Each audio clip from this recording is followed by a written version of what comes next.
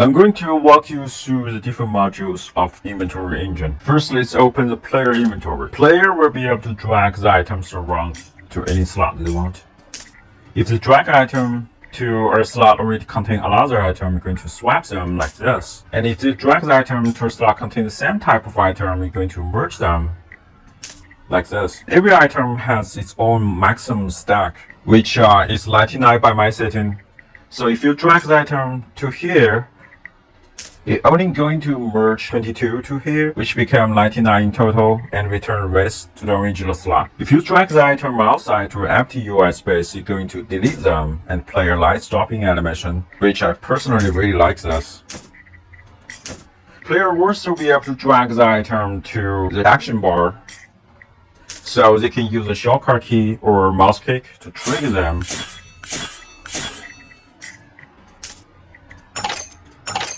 If you're holding the shift key and click on the item, you're going to pop up this split panel.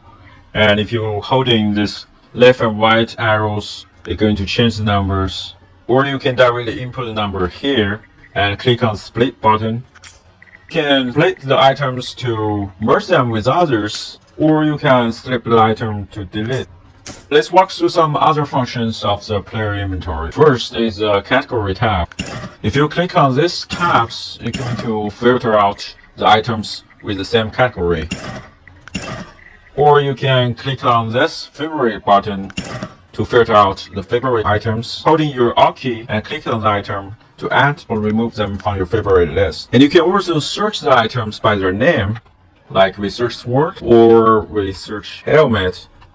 This button is to sort the items by their category and name. And this button is for switch between mini mode or normal mode. Now let's check the equipment UI. So when you press this button here, you're going to open the inventory and lock the inventory with the equipment UI. And you can right click on the equipments to unequip them or equip them. Here shows the total stats of the player. Press on the escape key to close the window and let's check the crafting panel. So we can craft items by the blueprints. So here you're gonna list out the material items it requires. If you have enough materials, you can click on the craft button. If it's not, you're gonna turn into recolor and the craft button is unclickable. So let's craft this one. And let's check the enhancing panel to upgrade the items. So right click on this one to put into the target slot. And here shows the required materials, which is customizable. Let's click on the enhance button. You failed, success, success. The enchanting panel is to enchant the items to give them some tags. Like this. So the tags can be positive stats or negative stats. Like this one got a trash tag, which is pretty bad. And it got a heavy tag, which is pretty bad as well.